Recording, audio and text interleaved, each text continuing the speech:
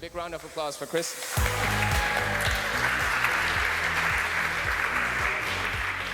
Hello, thank you.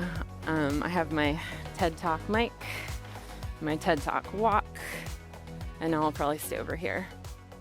There's already been a few WarpDrive talks at the conference. They've stolen my thunder a bit on the dramatic opening speech, but I made this slide, so let me have my moment. I was going to call this talk WarpDrive for Dummies. Are there any dummies here? We're not dummies. Some jokesters. In fact, some of us know a lot about data libraries. And you might know quite a bit about one data library in particular. But today I want you to pretend that you are a dummy. And I want you to pretend that you've never seen that library before and to join me on this journey with an open mind. So we're going to explore a new library with new patterns.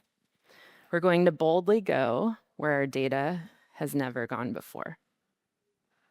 Buckle up, because today we're talking about WarpDrive.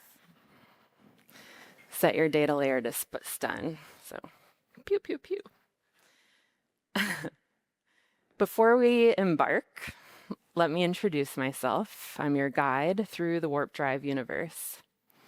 I'm from Portland, Oregon. It rains a lot there, just like it rains a lot here, usually. Today we have sun, and I hope that it doesn't make my slides difficult to read because I'm going to be showing code. I have 2 kids, so I understand the importance of reliable, predictable systems that just work, unlike this weather. I am a staff engineer at Audit Board. It's great there. We're trusted by over 50% of the Fortune 500. Remember that statistic for later. I'm a member of the WarpDrive and Ember tooling teams. You might know me from the template tag, we're calling it, GJS Prettier plugin. And I've been writing Ember apps for nearly a decade. It's wild. I've seen the evolution of data patterns in Ember from the early days, and I'm excited to show you where we're boldly going next. Lots of Star Trek puns today. So WarpDrive is the lightweight data framework for ambitious web applications. It's universal. It works with any framework. It's TypeScript-first. It's performant. And it's scalable no matter how ambitious your project. Unlike other data libraries that you might have used, WarpDrive is built around resource-first architecture instead of heavy model inheritance patterns. It's built around schemas for consistent shareable data types. It's built around universal compatibility instead of framework-specific implementations. And fine-grained reactivity that just works, which just works has been an Ember motto of Ember for as long as I've been around, and I just think it's wonderful. So let's talk about universal. By universal, we mean that you can build your data layer in a separate package and share it across multiple frameworks regardless of multiple front ends regardless of framework. So this isn't just theory. This is the actual structure of the monorepo that I'm presenting today.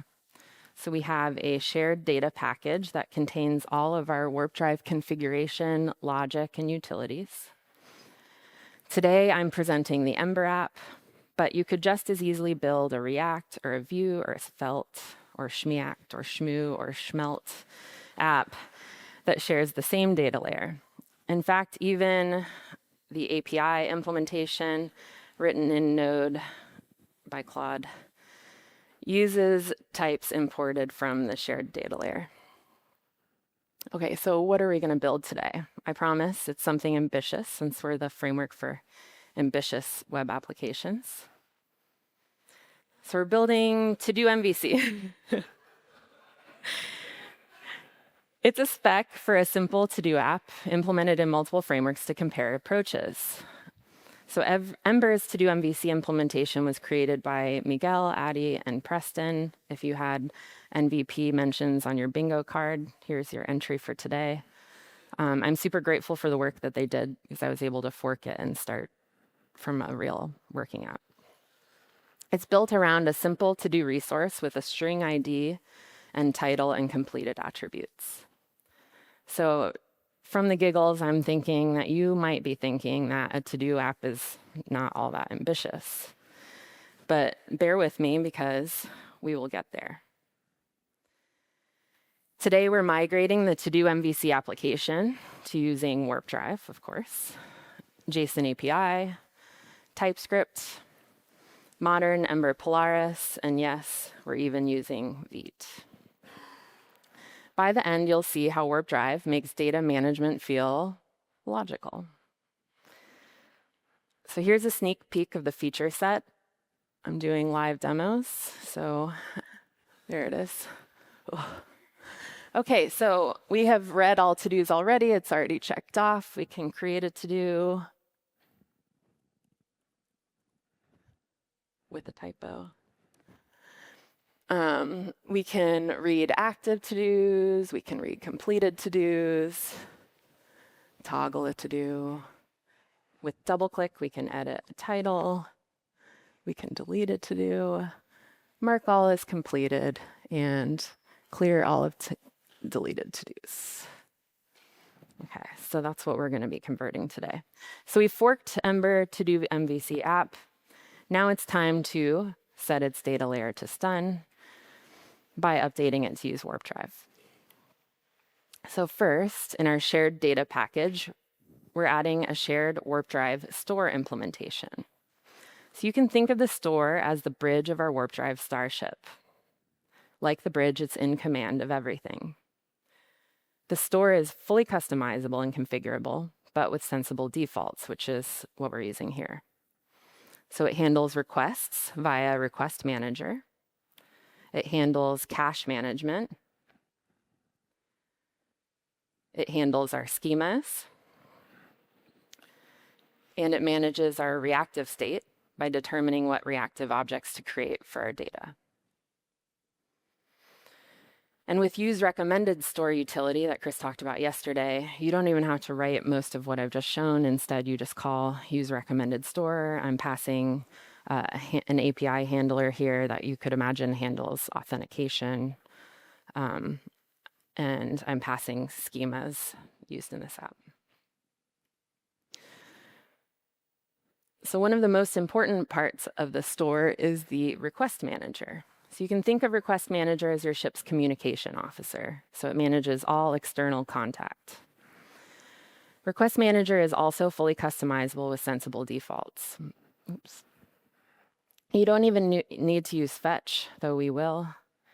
And you can add handlers to transform requests and responses as needed. These handlers can choose to call next, similar to middleware patterns in API frameworks. You should also, it manages your cache. Sorry, scroll is different now that I'm presenting, of course. Sorry, you should set up the cache integration. Very important. It's actually set up for you by default when you do the I added this slide yesterday. So the cache is set up for you by default when you use recommended store. If the request manager is the communication officer, think of JSON API as the communicator. It's a language that WarpDrive speaks fluently, giving you a standardized format for resources, relationships, and errors, and built-in conventions for pagination, filtering, sorting, and sparse fields, meaning that you don't have to load the entire resource if you're only looking at first name, for example. And WarpDrive supports all of these conventions out of the box. The simplest way to make a request is to pass a request info object to the store's request method. This method delegates the request to the request manager. So for example, this request will get all of the to-dos from our API. Requests can take any of the standard Fetch API request init options, plus some extras to configure caching and handler behavior. So as you can imagine, these options can get quite complex, and for consistency across our app, we might want to reuse them. This is why WarpDrive supports request builders. It sounds fancy, but request builder is just a simple function that returns a request info object. So here's the reusable builder for our get all to-dos request, using WarpDrive request utilities to ensure consistency across the app. It sets the request method to get. It generates a URL, this time using a utility that allows us to configure the namespace in a config file separate. It sets cache options. So in this case, we set an opcode of query and an array of types, including the string to do. And note, you could use any string here. It's almost like a tag. Okay, so what does this give us? The cache options that we added to our get all to-dos query builder mean that when we use this create to-do builder, this is the actual create to-do builder used in the app, to create a new to-do, because it sets the create record opcode and specifies to-do in its cache options types, our query from the previous builder will automatically be invalidated and refetched the next time its results are rendered. So when we create a new to-do, those queries know that they're no longer valid. WarpDrive provides convenient utilities to help with common request patterns, so those opcodes are one of them. For example, here's a builder for the request made by our completed filter. It looks the same as our get all to-dos builder. It's using base URL utility, for example, except it adds a query parameter to the URL for filter. So this allows us to fetch only the completed to-dos. Now that we can make a request, let's talk about how WarpDrive translates the returned JSON API into a reactive resource that we can use in our UI. So for that, we need schemas. Instead of models with complex inheritance, WarpDrive uses simple declarative schemas. So our to-do schema is very simple. With defaults, sets up defaults like the ID field. Type defines the resource type. And fields defines the shape of the resource. So in this case, it's just a simple object with title and completed fields. WarpDrive actually provides lots of powerful schema features that we're not using here. Oops. Oh no, okay. But more on that later in Mihul's talk about reactive resources and schema-driven data handling. Resource types are specified by the related request. I'll say it again because it's important. So you can define types for whatever that request returns, so the various states. So here we have an attribute type that I use in creation. It knows that it doesn't have an ID yet. We have a read-only to-do type, which is used in most places in the app, so we can tell TypeScript that it's immutable. Spoiler alert. We have an editable to-do type for when we can edit that to-do, but we can still enforce that the title is always a string and completed is always Boolean. So the only limit is your imagination. Okay, so to recap, here are the main components for the WarpDrive data layer and how they interact with making a request. The store initiates a request via store.request, and then that's delegating to the request manager. The request manager makes the actual network request, in our case via a fetch handler.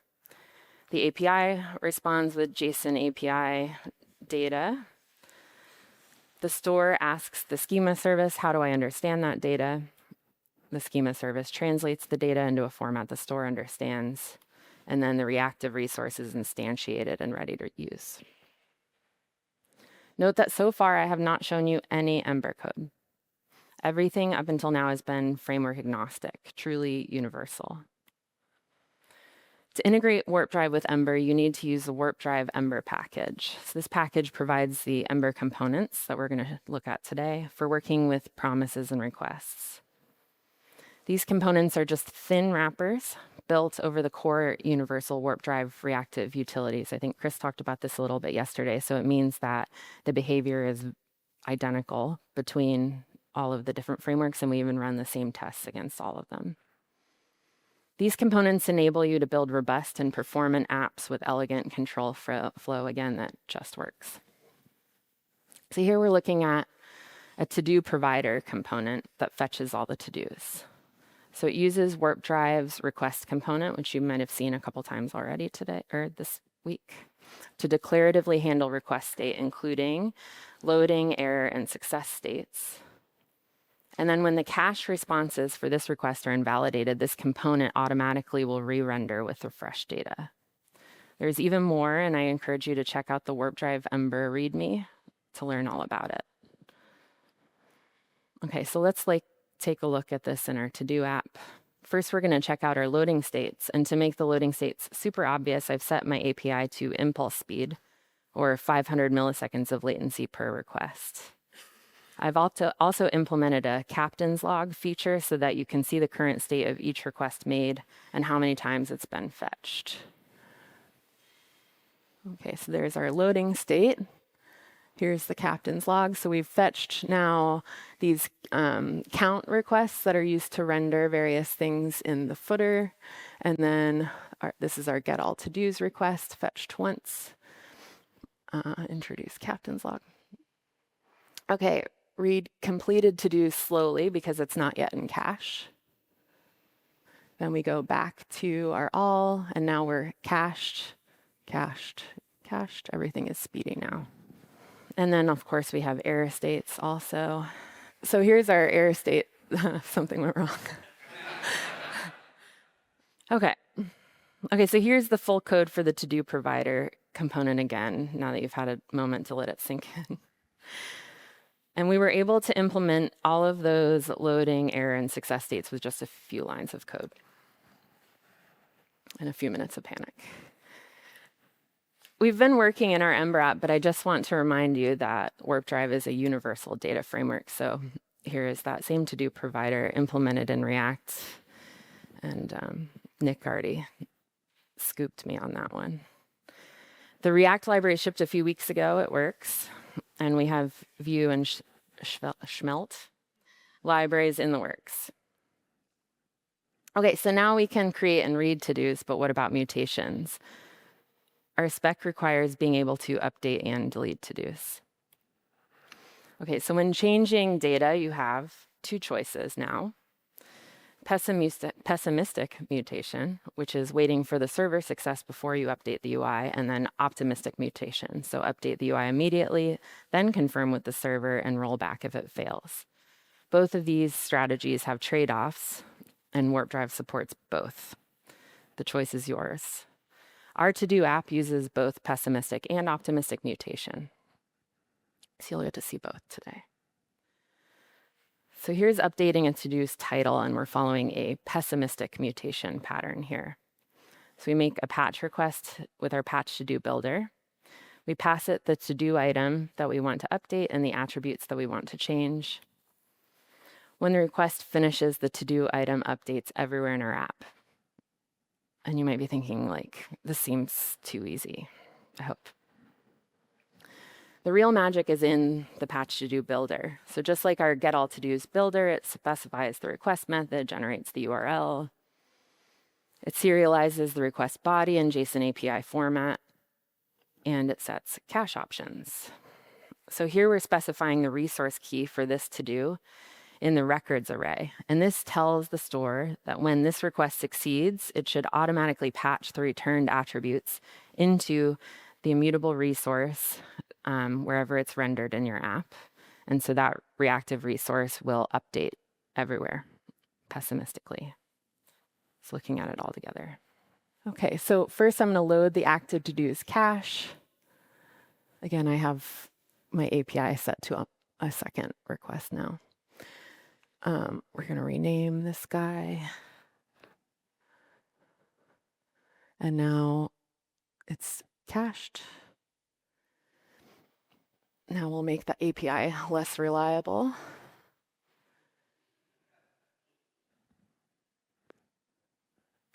and we see an error state. So this is actually rendered via a block, but I have it as my cute little toast.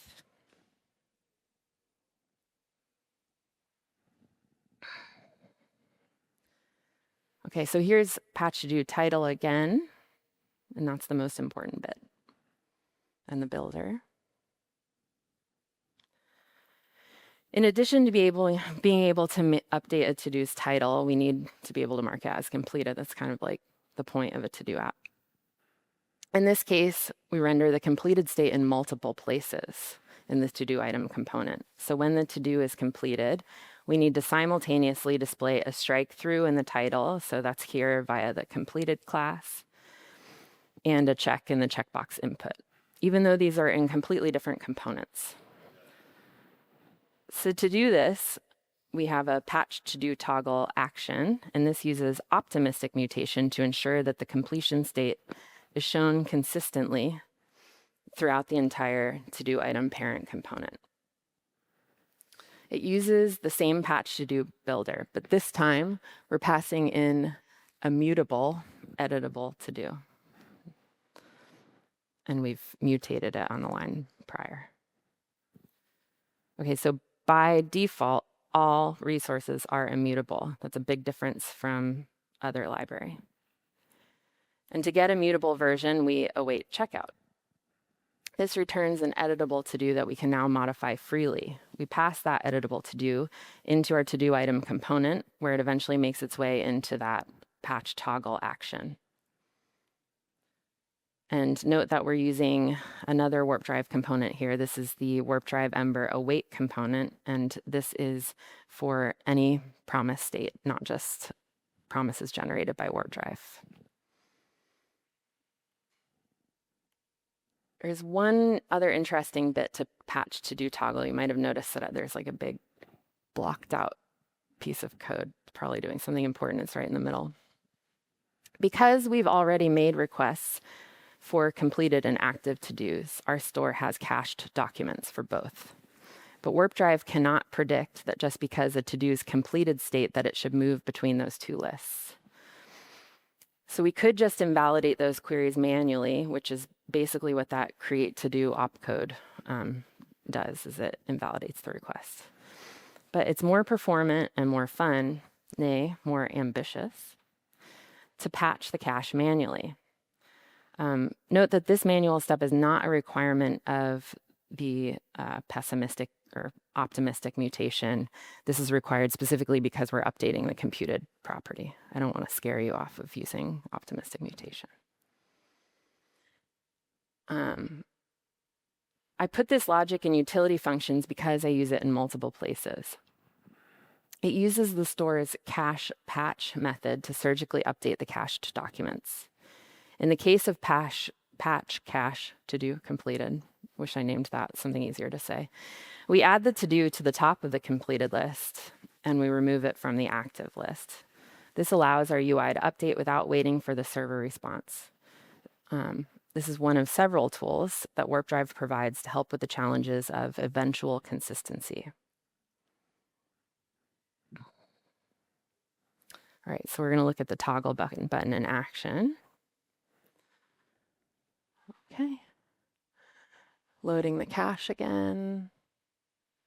Loading caches. Okay, and now these should be loading from cache rather than making additional requests.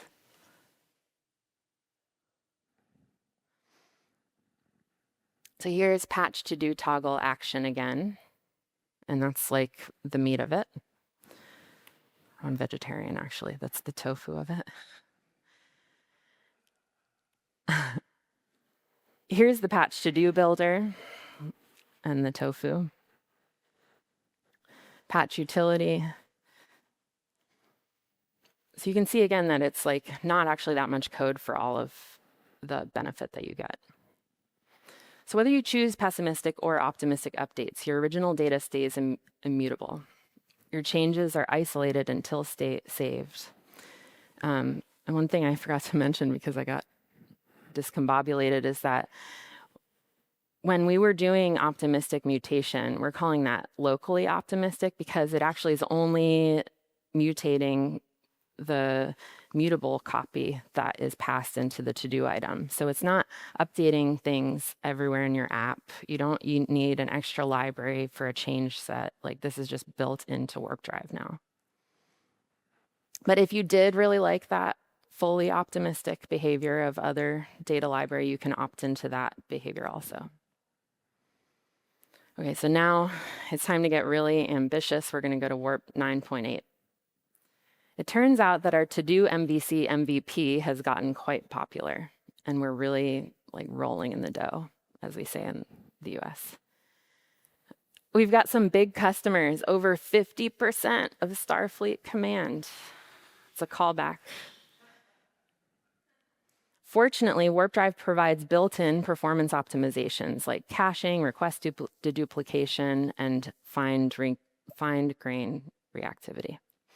But our to-do MVC MVP has gotten so popular that we're really starting to hit performance limits. We've even seen some Scale Pioneer users with thousands of to-dos in their list. In fact, our support team sent us this customer app that really exemplifies the performance issues that we're seeing. And it turns out that this customer has 500,000 to-dos, and they're really starting to have issues. This is a really busy guy. So I preloaded it because I have to wait for the API to mock all of the data on the back end on the first request. But now we'll refresh for real and see he's having to wait several seconds. And we scroll all the way to the bottom, and indeed, like, we couldn't even render all of them because it crashes the render. I found that out the fun way. Like, busy person. Fortunately, WarpDrive has another trick up its sleeve, built-in pagination utilities. So it's time to activate Enterprise Edition. And like, it's already loaded, so it's not much of a demo because it's so fast. In fact, he's got 500,000 to-dos. I had this easily working with 1 million, but my API, as I mentioned, is written by Claude, and it's all in-memory database, and it started to poop out, so 500,000 it is. So it's paginated. We've got these little pagination utilities at the bottom. You can load previous, you can load next, and this comes from WarpDrive.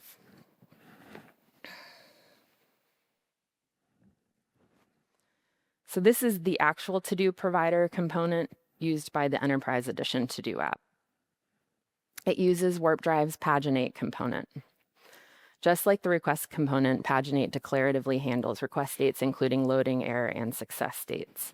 And when cached responses for your requests are invalidated, the component automatically re-renders with fresh data. I'm a broken record by now because this is just built into everything in WarpDrive. In this case, we're passing in a future of a request kicked off in the route. That means that it starts loading when your route loads, but you're seeing the loading state managed by paginate instead. In addition, we can display all loaded data or just the current page. In our case, we're just showing the current page. I want to zoom in on the pagination controls that we're rendering in this always block, which is unique to the paginate component. So that's this bit. Here's our pagination controls implementation. It displays the previous and next page buttons using load previous and load next features. And it also loads or shows this page links component. So under the hood, the page links component uses each link component provided by WarpDrive Ember. It yields a link block for each known page link and a placeholder block for unknown links. Paginate is at its root a wrapper around the request state for a paginated query builder. So this is our actual query builder. It looks just like the simple get all to-dos builder that I showed before, but it configures the request for only the initial page of to-dos via the query params. And this is an example of the paginated response from the API. It provides a links object with URLs for the first, next, and last pages. So this is how paginate knows what links it can load. It also provides a meta object with the current and total page count. And this meta object or concept is only required if you are planning on using each link component. So let's look at how that gets used. Okay, so back to our invocation, you'll notice at the very end that we're passing in a page hints argument. And here's the implementation of our page hints function. So all it is a little function that extracts valid page hints. In our case, the API returns meta that's in the exact right shape. Your API might return something completely different shape, and you can coerce it into this shape necessary here. Okay, so here's our pagination implementation. We've got provider, that extractor, pagination controls, page links component, invoking each link, which comes from WarpDrive, paginated query function. So unfortunately, paginating our data has introduced a new problem. The to-do MVC spec requires a toggle button that toggles completion of the full list and a clear completed button that deletes all the completed to-dos. If we naively implemented these by iterating over a full list of to-dos and sending individual requests, would be like the most naive. So then we'd have to load the entire list into the client. If we didn't, we might risk updating only like part of our full to-do list. In our case, the implementations for toggle all and clear completed are very similar, so I'm just going to look at clear completed. So this is our bulk delete builder. This should look familiar by now. So we've got request method, URL. This time the URL is using a custom bulk op bulk delete all endpoint, kind of like an RPC style, Chris calls it. It has no body and no cache options.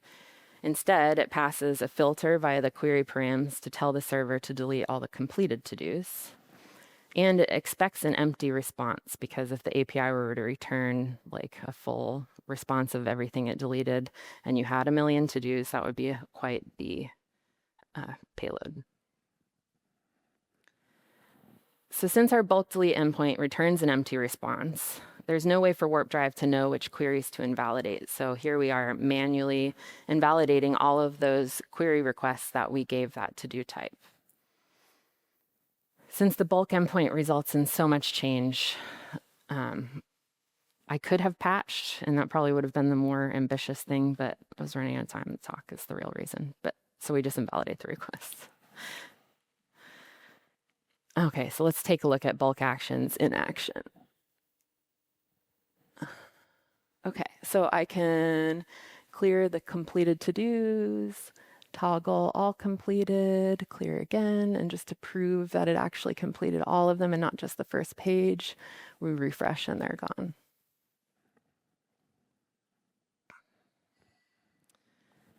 Okay, so here's the clear completed action again. Invalidating all to-do queries. And that builder. Invalidation utility. Okay, so putting it all together, here is our full Enterprise Edition to-do app with all of the WarpDrive components highlighted. It turns out that much of what we do in front end, it ends up being management of reactive state, which is what WarpDrive is built for. And so the entire app ends up being powered by WarpDrive components. And you are writing like very little custom logic on top of that. It makes things so much easier. Now that we've gone Warp 9.8, have we reached the final frontier? Probably not, because there's always Warp 10. And to get there, the WarpDrive project is under active development with new features and improvements coming regularly. So you can check on the latest at the Canary doc site. Boldly read what no dev has read before. Chris, he sent that to me as a joke, and I was like, ship it. We hope that with this momentum, we'll be able to live long and prosper together as a project. Again, we are the lightweight data framework for ambitious web applications. Tell your friends. Have we boldly gone where our data has never gone before? I think so. Your mission, should you choose to accept it, is to try WarpDrive in your next project regardless of framework. Explore our guides at warpdrive.io. Explore the WarpDrive to-do MVC, this mono repo on GitHub. You can join the WarpDrive community on Discord, and please build something ambitious with us. If you have any questions, we should explore the unknown together. And thank you.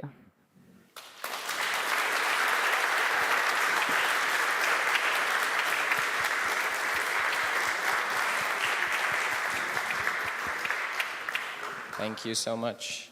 Same deal. Short break. Are there any questions? Okay, can we do one? Yeah. Let me out of here.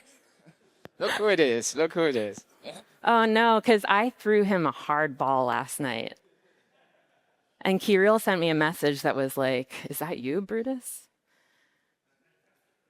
So when does this become the guided tutorial app to build within the WarpDrive docs? Yeah, so we've talked about merging this example app into the WarpDrive repo as an example.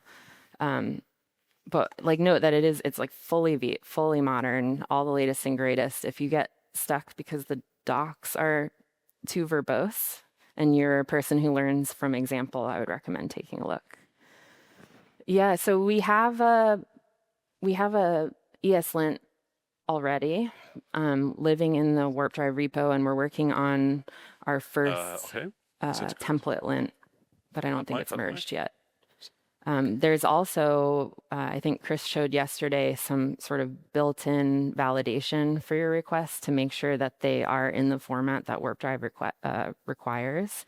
And I literally run into those validations all the time, and it saves so much debugging time. It's like having validation for your API. Yes. Wait. Let's do it with a mic so sorry. People at home can hear you too. Yeah, so when you talked about the pagination stuff, I think the title was "Any Day Now, We Swear." Does that mean it's not out yet? So there is a PR in progress. Right. It's like 98% there. I pulled it in thinking, oh, I'll just copy it in and use it. And because I'm not rendering like infinite scroll, which is how most people do pagination these days, I wanted to show something different. Craigslist style pagination, Chris calls it. We discovered that it wasn't like architected for that use case yet. And so now it's sort of going through revamp and testing and all that. But it really is any day now. No pressure on the guys that are implementing it.